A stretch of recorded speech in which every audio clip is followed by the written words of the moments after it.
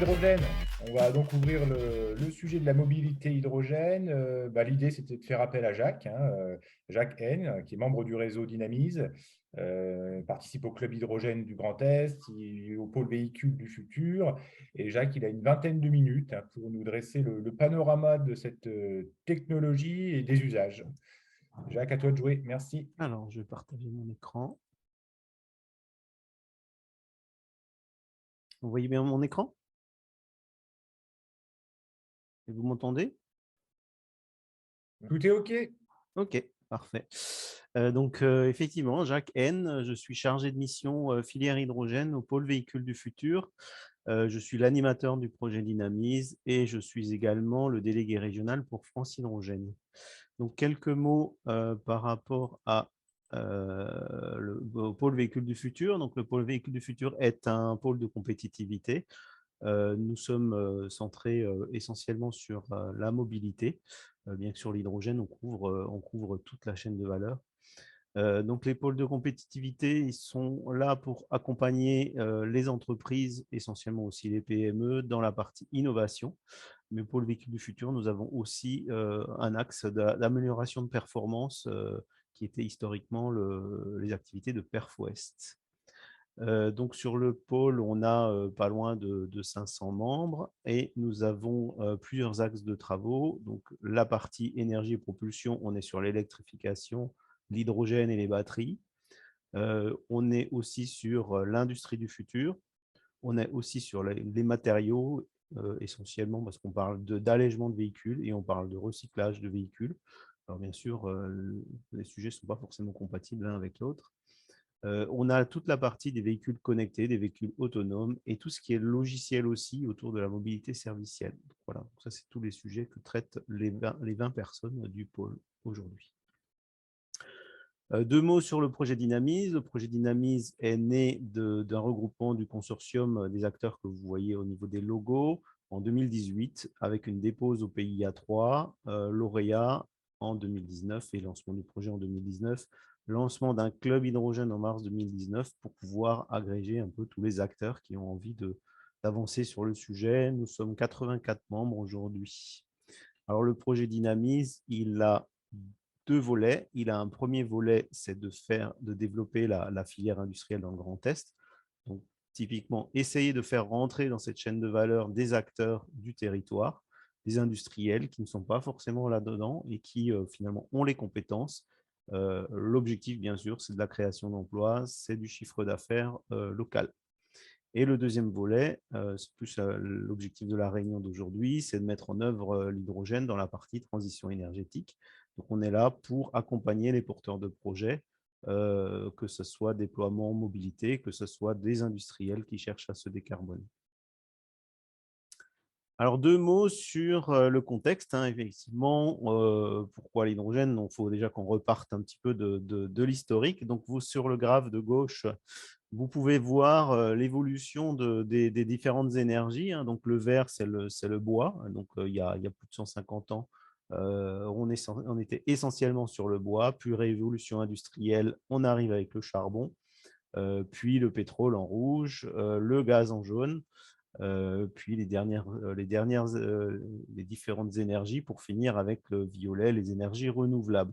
Ce qu'on peut noter quand même sur ce graphe-là, c'est que, mis à part le bois, toutes les autres énergies n'ont jamais baissé. Au final, on se rend compte que chaque fois qu'on a introduit une nouvelle énergie, on a trouvé de nouveaux usages et on a continué à augmenter notre consommation énergétique. Alors ça, c'est une consommation énergétique par personne au niveau mondial.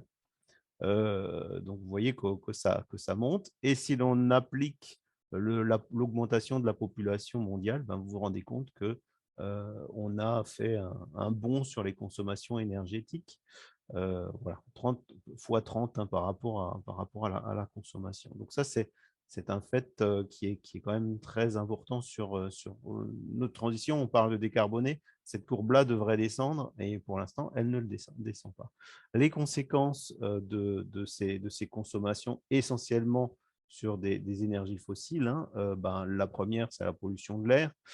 La deuxième, on en parle beaucoup, hein, c'est le réchauffement climatique, hein. En plus, tous les territoires ne sont pas sur un pied d'égalité à ce niveau-là.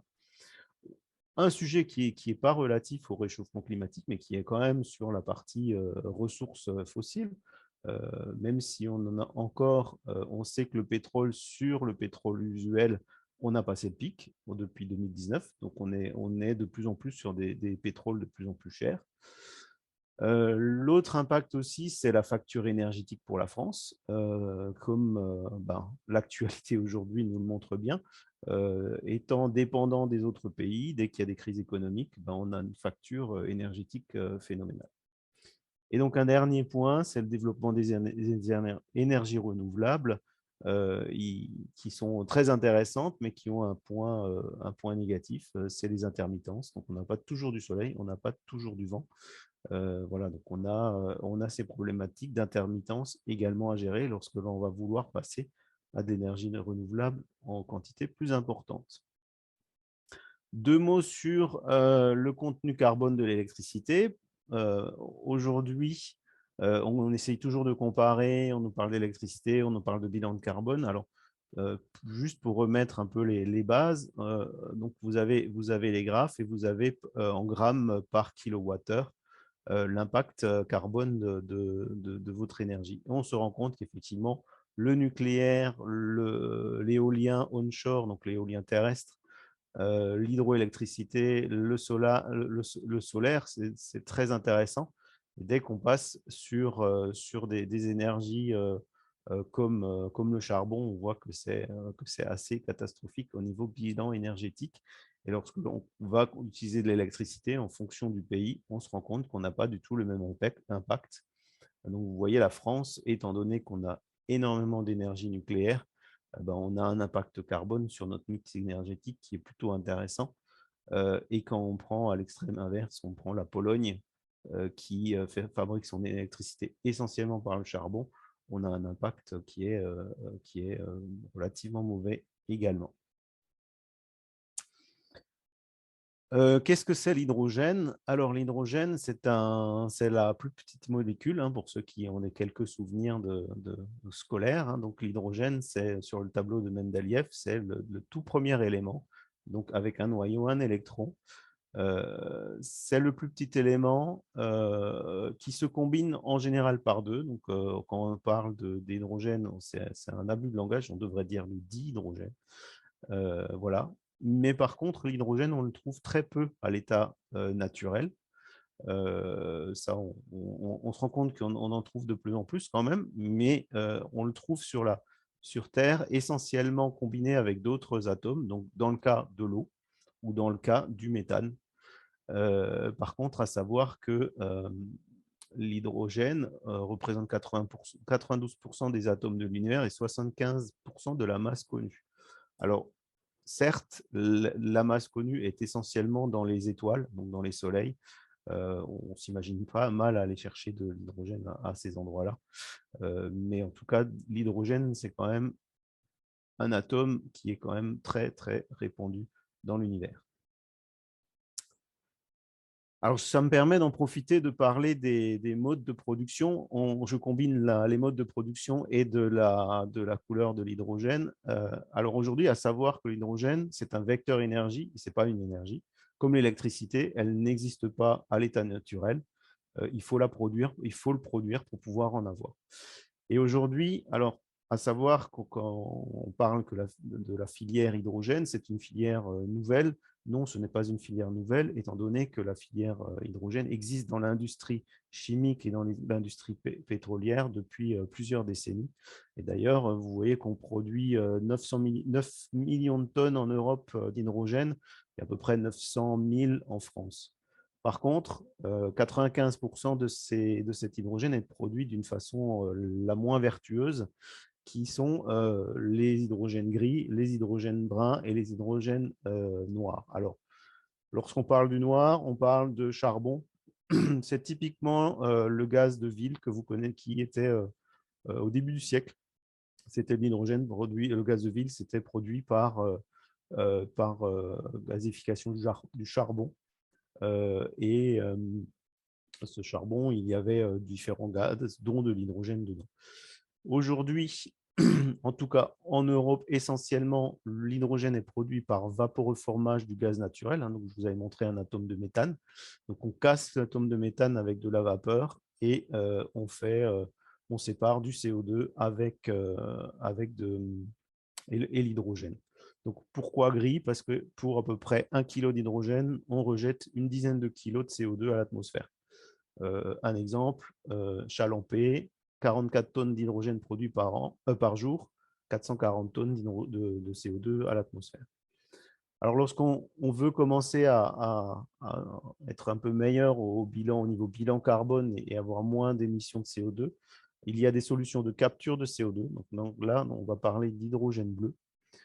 Lorsqu'on arrive à capter le CO2 et le convertir en carbone solide, on est en turquoise. On n'en parle pas souvent, mais en fait, l'avantage, c'est surtout que c'est plus facile de stocker du carbone plutôt que du solide plutôt que du gaz. Ensuite, nous avons l'hydrogène produit par les énergies renouvelables. Donc, ça peut être de l'éolien, du photovoltaïque, mais ça peut aussi être à partir de biomasse. Alors, on en parle peu aussi, c'est de l'hydrogène produit par l'électricité nucléaire. Donc, ce serait typiquement si on branche un électrolyseur directement auprès d'une centrale nucléaire, ce qui est peu le cas aujourd'hui sur la planète. On n'a pas vraiment de cas dans ce genre-là. Et par contre, le jaune, l'hydrogène jaune, c'est l'hydrogène qui est plutôt produit par le mix énergétique local. Alors, vous avez vu par rapport à mon graphe de tout à l'heure, en France, on aura un mix et on aura un hydrogène qui sera très proche du vert. Par contre, en Pologne, on sera plutôt proche du gris. Donc, en fait, il est très important de savoir quel est le mix énergétique que l'on utilise. Je me permets, Jacques, on a déjà passé Oui, les 10 minutes, pour te dire. d'accord. Alors, qu'est-ce que c'est dans un véhicule? Le véhicule, c'est typiquement un véhicule électrique, bien que le moteur thermique est en train de réapparaître. C'est un véhicule électrique auquel on diminue la batterie, plus ou moins, en fonction du mode de véhicule, et on remplace par un stockage d'hydrogène et une pile à combustible. Alors, vous avez la situation de l'étendeur d'autonomie comme un Kangoo, où vous gardez votre batterie, vous rajoutez juste un petit module pile et réservoir pour rajouter de l'autonomie. Et vous avez le cas typiquement d'une Toyota Mirai où vous avez une très très grosse pile et vous avez une toute petite batterie que vous ne rechargez pas. Et en intermédiaire, vous avez un type d'hybride rechargeable. C'est les solutions qu'a adopté Stellantis sur ses utilitaires. Alors, plein de solutions de mobilité, que ce soit des vélos, des bus, des trains, des différents types de véhicules, des voitures, les taxis à Paris, une centaine de taxis qui roulent à l'hydrogène. Donc, c'est des choses quand même très intéressantes. Un autre projet qu'on a en Europe, alors on avait dans une des présentations, on parlait de changement de type de modalité, on parlait de ferroviaire, ben, pourquoi pas ne pas repasser au fluvial. Donc, il y a effectivement un projet de barges autonomes qui propulsées à l'hydrogène. Donc il y a Stellantis qui est intéressé par ce projet-là pour aller livrer les moteurs entre les différents sites. Trémery qui fabrique les moteurs électriques, Mulhouse qui fabriquerait les véhicules avec ces moteurs électriques. Alors, au niveau de la mobilité lourde, on a beaucoup d'acteurs qui se présentent et qui annoncent des programmes de développement. Alors, on a deux acteurs comme Hyundai et Aizu qui ne sont pas présents sur le marché. Alors, je vais vous passer en même temps une petite vidéo de Hyundai.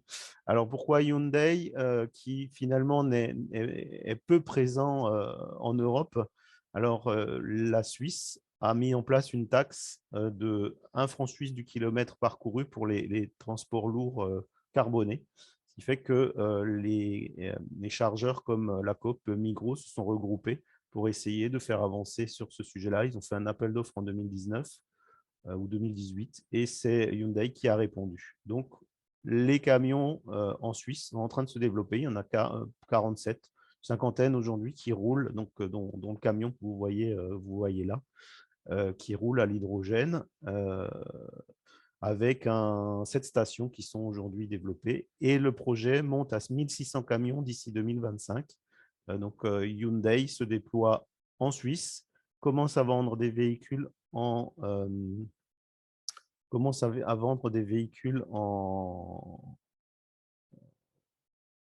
basculer, excusez-moi, commence à vendre des véhicules en Allemagne et projette de vendre des véhicules en France. Depuis que Aisin et Hyundai se sont positionnés, nous avons plusieurs constructeurs qui ont avancé leur programme de véhicules parce que c'est des acteurs qui n'étaient pas présents sur le marché européen et qui commencent à prendre leur place.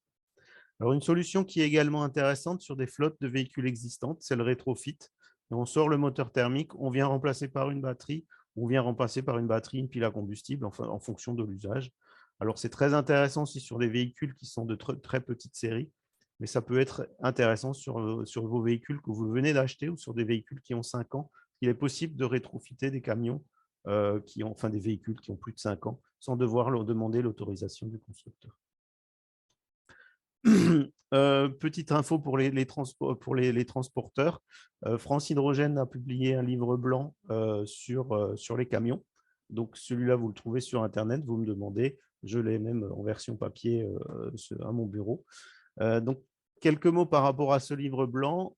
France Hydrogène a mis en avant un peu la comparaison des véhicules en mettant aussi, effectivement l'électrique.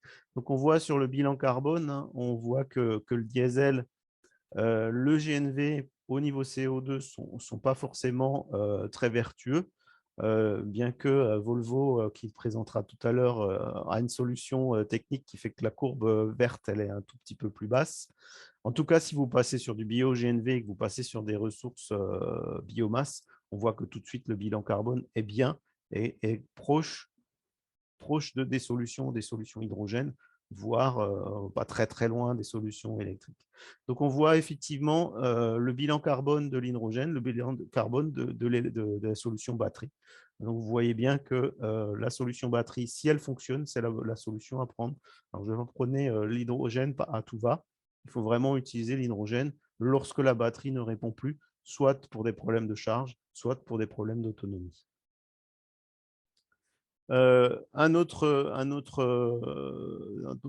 données de ce livre blanc, c'est qu'aujourd'hui, les camions hydrogène qui circulent ou qui vont circuler d'ici peu ont des autonomies de prévues de 400 à 800 km par rapport à des autonomies à la batterie qui sont de 200 à 300, avec des objectifs d'ici 2030 d'atteindre les 1000 km pour l'hydrogène et les 500 km sur la batterie. Alors, tout le monde me dit, mais effectivement, il n'y a pas d'offre. Alors, effectivement, l'offre Hyundai et l'offre Aisin est présente, mais c'est quand même une offre très, très petite. Aujourd'hui, on va dire que sur le transport lourd, on est vraiment dans l'amorçage de la filière, hein, dans les prochaines années. On a plusieurs projets européens qui sont là pour déployer, pour expérimenter. On va être, à partir de 2025, les années qui suivent, sur la partie développement. Donc, on va avoir la sortie de tous les véhicules, les pré-séries de tous les constructeurs. Et on pense que fin de la décennie, début 2030, on sera vraiment sur la maturité du marché et on trouvera vraiment le catalogue et les séries disponibles de véhicules. Alors, un point intéressant quand même pour le Grand Est, alors ce n'est pas suffisamment précis pour voir si ça passe sur la Marne ou pas, mais en tout cas, nous avons dans les corridors TNT de transport, nous avons quand même 3 corridors qui traversent la région. Donc le corridor qui fait sud-nord pour remonter les fruits et légumes vers le nord, de l'Espagne vers le nord, l'est-ouest, et nous avons aussi celui qui fait le Rhin, les Alpes jusqu'à l'Italie. Et ces 3 corridors se croisent sur le Grand Est. Donc c'est quand même quelque chose d'intéressant. Et d'ailleurs, le Grand Est prépare un projet corridor pour pouvoir accélérer aussi sur ce sujet-là. Alors, l'hydrogène est surtout tiré en avant par les bus, plus que par les véhicules légers. Donc, c'est plutôt les collectivités qui investissent aujourd'hui. Vous voyez, on a 33 bus qui roulent aujourd'hui en France. On a 106 qui sont en voie de développement et on a 754 bus en projet sur la France, sans considérer aussi quelques quelques projets qui restent relativement confidentiels. Mais en tout cas, le développement va très fort sur le bus. Sur le camion, nous avons des projets comme le projet Corridor H2, sur lequel va s'inspirer aussi la région pour faire son projet, qui effectivement profite d'un flux très important au niveau de Montpellier pour déployer un projet avec des stations, des camions, et vraiment construire un écosystème pour qu'il puisse y avoir le développement de ces camions. Alors, au niveau des stations, alors vous avez la carte de Vigie où vous pouvez sélectionner les stations, les projets ou les acteurs. Donc là, j'ai sélectionné sur les stations. Alors, nous avons 2 stations ouvertes aujourd'hui, une petite à Audun-le-Roman, une à Sarreguemines, une qui va ouvrir à Sainte-Marie-aux-Mines. Par contre, ça reste des tout petites stations qui ne sont pas à vocation du poids lourd. Par contre, nous avons des projets qui arrivent. Et d'ailleurs, France Hydrogène a fait cette année, alors le résultat, il n'a pas encore été publié officiellement, mais 9 stations ont été identifiées sur cet inventaire-là sur le Grand Est, sachant que, bien sûr, il y a beaucoup d'acteurs qui ne veulent pas dévoiler leurs projets. Et pour donner un exemple, sur les 9 stations d'Istrie, la société d'Istrie n'a positionné qu'une station, alors qu'ils ont 10 projets en cours sur le Grand Est. Donc, on compte à peu près avoir entre 20 et 30 stations de disponibles d'ici 2030. Ok, Jacques. Voilà, donc je suis Super. arrivé à terme de la présentation. Nous sommes 2 sur le projet, moi sur l'animation, mais par contre, si vous avez des questions très techniques, eh ben, nous avons aussi Nicolas Kéromès, notre ingénieur de recherche, qui est aussi dédié à 100% sur le projet. Il y a Mathieu qui nous pose une question technique, justement. Dans le cas de fabrication d'hydrogène par électrolyse, quelle Oui, est la quantité d'eau nécessaire pour produire 1 kilo? il faut à peu près 10 litres d'eau pour… alors, attendez, il faut à peu près 20 litres d'eau du robinet pour faire il faut pour faire 1 kilo d'hydrogène. Après, 20 litres, ça tout dépend. Si c'est une grosse production, la purification de l'eau consommera moins, c'est entre 15 et 20 litres, sachant que lorsqu'on purifie l'eau, on en rejette quasiment, sur les 20, on en rejette tout de suite 10 qui sort de la partie osmose ou de la partie purification. Ces 10 litres, c'est de l'eau grise que vous pouvez réutiliser, hein. On pourrait très bien imaginer d'adosser un centre de lavage à côté d'un électrolyseur, parce que l'électrolyseur, il chauffe à 80 degrés à peu près. Donc, il pourrait vous préchauffer l'eau, vous auriez de l'eau de lavage et vous pourriez adosser. Et comme ça, on rejetterait, il y a déjà 10 litres qui pourraient être utilisés pour ça. Après, effectivement, les autres 10 litres sont cassés entre la molécule d'oxygène et la molécule d'hydrogène. La molécule d'oxygène, elle est en général rejetée, enfin pour l'instant, elle est surtout rejetée à l'atmosphère. Et l'hydrogène, on le récupère. Dans Voilà. certains sites industriels, on va récupérer de l'oxygène pour l'utiliser sur place. Oui, c'est ça. Ça peut être aussi un carburant ou un comburant. Sur la mobilité, l'usage de l'hydrogène, question, c'est plus adapté pour les transports longs ou les transports lourds? Toi, tu réponds, c'est utile pour l'intensif. Hein, ça, Voilà, c'est moi je réponds essentiellement aux gens c'est l'intensif. Pourquoi? Alors aujourd'hui, bien sûr, le transport long est très intéressant, mais mis à part qu'il y a très peu de stations, donc c'est un peu compliqué, mais on va dire à terme, pour le long, c'est très intéressant, du fait de son autonomie et de son temps de charge qui est très court. Sur le lourd, c'est très intéressant. Sur les bennes à ordures ménagères, c'est très intéressant. Sur les bus, c'est très intéressant. Alors sur les bus, c'est très intéressant. Aujourd'hui, il est montré que sur les bus, sur un bus intra-urbain qui fait jusqu'à 100 km par jour, ou voire 100-150 km par jour, il faut rester à la batterie. Pour un bus qui fait des lignes qui sort plutôt du cœur de ville et qui va un peu dans l'agglomération, qui fait souvent plus de 150 km par jour, il faut passer à l'hydrogène. ouais. Tu as un exemple aussi sur des taxis où c'est intéressant? Oui. Alors les taxis, le taxi Hype à Paris, donc c'est une compagnie qui a maintenant 120, 150, qui en compte en avoir entre 500 et 600 d'ici les JO. C'était des taxis, donc c'est des Toyota Mirai ou des Hyundai Nexo qui roulent à l'hydrogène. Le véhicule est comme une machine industrielle, il roule 7 jours sur 7, 24 heures sur 24, et c'est les chauffeurs comme des équipiers qui change toutes les 12 heures. À la fin de son équipe, il fait le plein pendant 5 minutes et il repasse le véhicule au chauffeur suivant. Ouais, le Et dans ce taxi s'arrête cas-là, ça jamais. fonctionne très bien. Ouais, ça s'arrête jamais. Ça, c'est de l'intensif 24/24, hein. Voilà, 7 jours sur 7. Ouais, c'est ça. Alors la question de l'écosystème de l'hydrogène, hein, c'est évidemment une question structurante entre la production d'hydrogène, donc nos usines, entre la distribution de l'hydrogène, hein, on imagine les stations, et l'usage, hein, nos transporteurs, ou du moins les usagers de la mobilité. Quelle action on peut envisager pour accélérer la mise en place d'un écosystème hydrogène? Alors aujourd'hui, il y a des aides, hein, il y a l'ADEME qui a lancé il y a des appels à projets. Alors, il y a la première vague est passée, on attend la prochaine vague, et donc qui s'appelle justement écosystème hydrogène. L'objectif, effectivement, c'est de mettre une collectivité, des industriels, des transporteurs, tout le monde autour de la table, pour qu'on puisse développer en même temps la production, la distribution et les usages autour de cet écosystème. Les Allemands ont choisi à un moment donné de déployer des stations. Ils ont déployé une centaine de stations. Malheureusement, elles sont sur l'autoroute alors qu'il n'y a quasiment rien qui circule. On a en France 30 stations, en Allemagne, ils en ont 100. On a le même nombre de véhicules qui roulent. La France a plutôt choisi de se dire, au départ, on va développer un écosystème autour de bus, de bennes à ordures, de transports plutôt régionaux, hein, qui reviennent toujours à la maison, des industriels qui consomment autour de villes. Alors, il y a Metz, hein, qui est en projet, il y a Strasbourg qui est en train de monter un projet, il y a Mulhouse qui est en train de construire des projets. Et l'avantage d'avoir ça, c'est qu'on aura une ou deux stations dans la partie écosystème.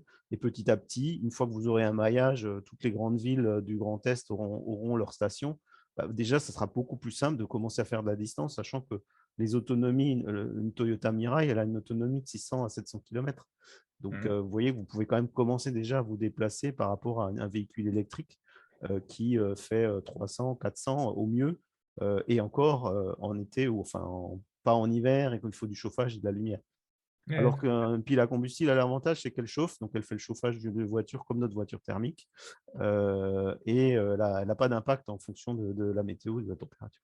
ouais, donc un écosystème qui serait vraiment favorable, c'est un ou plusieurs industriels forts consommateurs d'énergie qui pourraient être intéressés par l'hydrogène, une collectivité qui pourrait lancer peut-être un parc de bennes, un parc de bus à l'hydrogène, des transporteurs locaux qui pourraient éventuellement également passer à l'hydrogène. Donc trois types d'utilisation différentes, hein, qui pourraient permettre une installation avec une réalité économique de stations à hydrogène et de producteurs d'hydrogène.